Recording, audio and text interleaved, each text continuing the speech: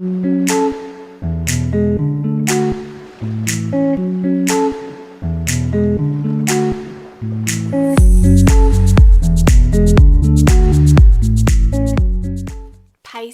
this is your January 2025 soul story. If you have a sun, rising or moon in the sign, this is your reading. Welcome to the new year. Welcome to the channel. It's Romy.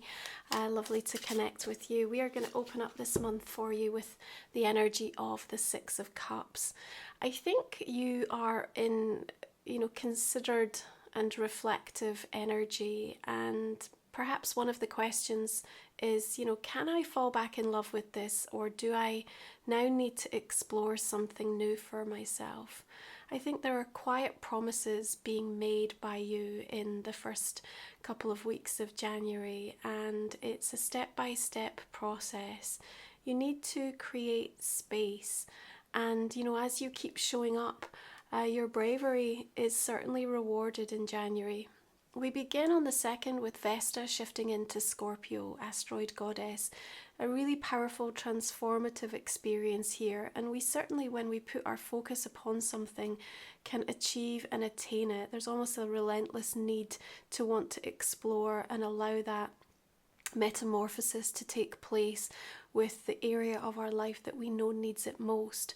Now the 2nd also does see Mars opposite Pluto, a little bit combustible energy arriving there early on in the month, and so as you look back and as you're in that sort of I think that kind of poignant moment of deciding, I think the sacred pause is going to be super helpful, just so that for now, maybe for a little longer, you keep to yourself as you ruminate, and just to be clear and to make sure that your energy is as balanced as it could be, so that you don't end up kind of in those challenging situations where people are trying to ask questions that frankly I'm not sure you'll have the answers to that early on in the month. Now supportively, Venus is shifting into your sign from the 3rd of the month, and there's definitely an incredibly sensitive energy as we begin January, because on the 6th we're also going to see the Mars retrograde energy move into the sign of Cancer. Sometimes, it can be a little bit of a triggering time, and people are always a bit on edge, a bit fractious, and struggling in some ways to deal with maybe impatience, frustration, or their own emotional experiences. And so as we build up to that full moon in Cancer, I think the advice is to just kind of keep focused on what's important to you. And I want to say to you, you can overcome something. In fact, this is the beginning, Pisces, not the end. That Ace of Wands brings a fresh perspective and an influx of new energy. And something's taking off. You can see the balloons rising. You can see the flower growing. It's like, it may not look like that from the outside, but you have put so much of the groundwork and the preparation in place for something, that as you allow some of this water energy that's coming up in January to kind of nurture and nourish your roots, I think even as soon as that full moon in Cancer arrives on the 13th, there's a revelation and a realization from you of actually, this could work, or yes, I feel like this is possible. Everything happens as it should, and truly I think January and the continuing months that unfold in 2025 are really about the art of surrender. So much of our life is prophesized, and our free will is really around our willingness to integrate the growth experiences so that we can allow for a more significant flow state. And I think that as you are trying to lean into what the energy of this new year is about for you, it feels like I'm kind of in two worlds with that Two of Pentacles. Now you're up high, so you have a good perspective on something, and I think you're right in terms of what you're feeling. Nonetheless, there's a distraction or multiple distractions that are also sort of really calling on you to be dealt with in the here and the now. And it's almost like you can see where you want to get to, what's on the horizon for you, but there are things that unless they're dealt with, unless they are really understood and acknowledged in a way that sort of brings some practical actions forth, it almost just feels like that new future, that vision, that horizon, that pathway keeps eluding you. So there's something I feel that you want to get out ahead of.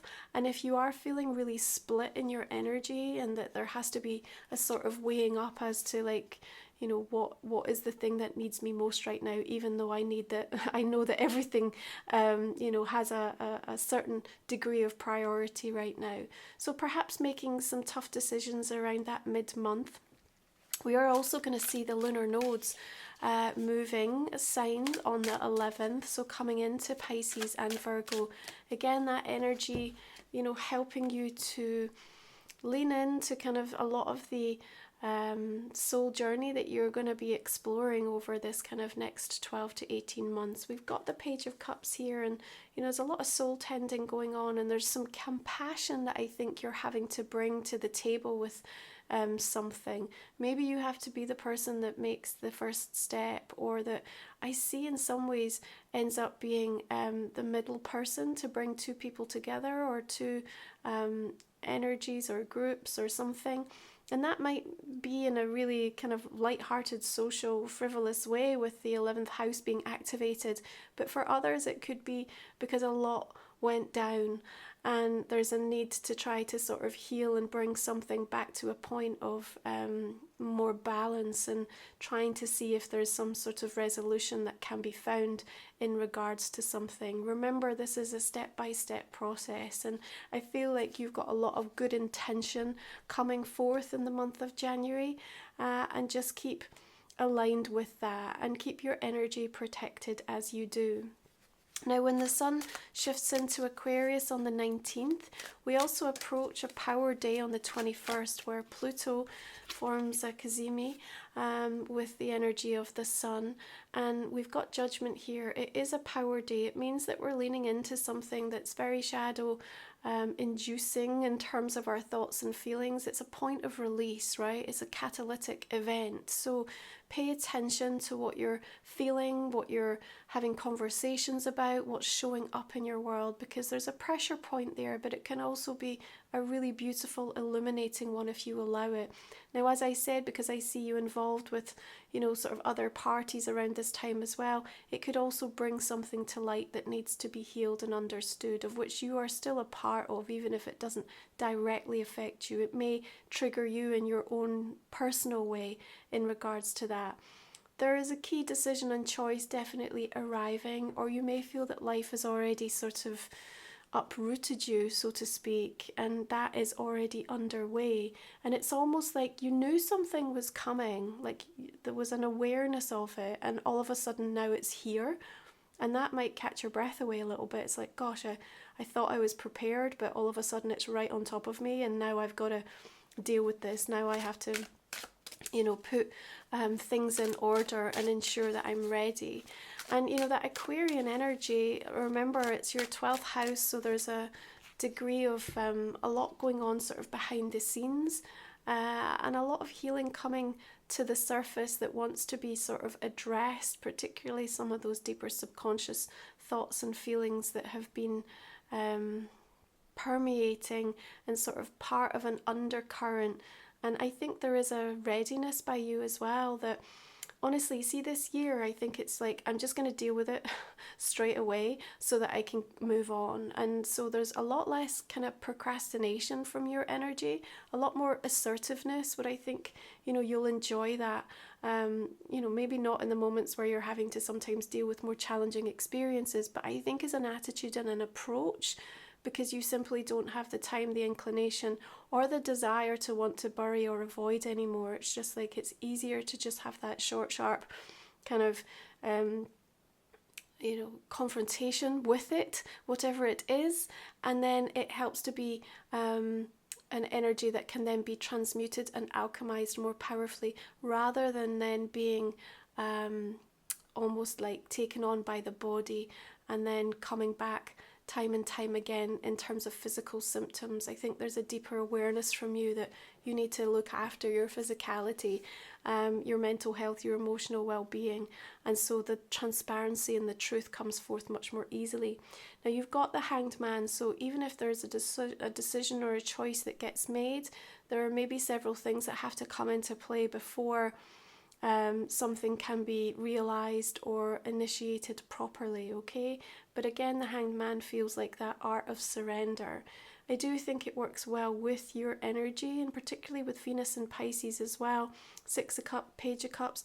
You've got quite a opportunity really to kind of disconnect from anything that feels too frenzied and chaotic, and almost like just sit in your own world, in your own bubble a little bit in January. And there's nothing wrong with that. I think if you can find strength in the stillness and solace in that time, to just process and make sense of things before you move forward with any gusto, particularly as Mars retrograde in that water sign is going to want you to reflect on how you have emotionally handled situations, particularly over the last few weeks itself. Now, we've got a new moon arriving in Aquarius on the 29th, same day as the Lunar New Year, and we shift into the energy of the wood snake. And then we've got Uranus direct in Taurus on the 30th with a beautiful sweet sun trine Jupiter. So there's a little bit of an upside, and I think that actually that new moon for you reminds you that you can overcome something,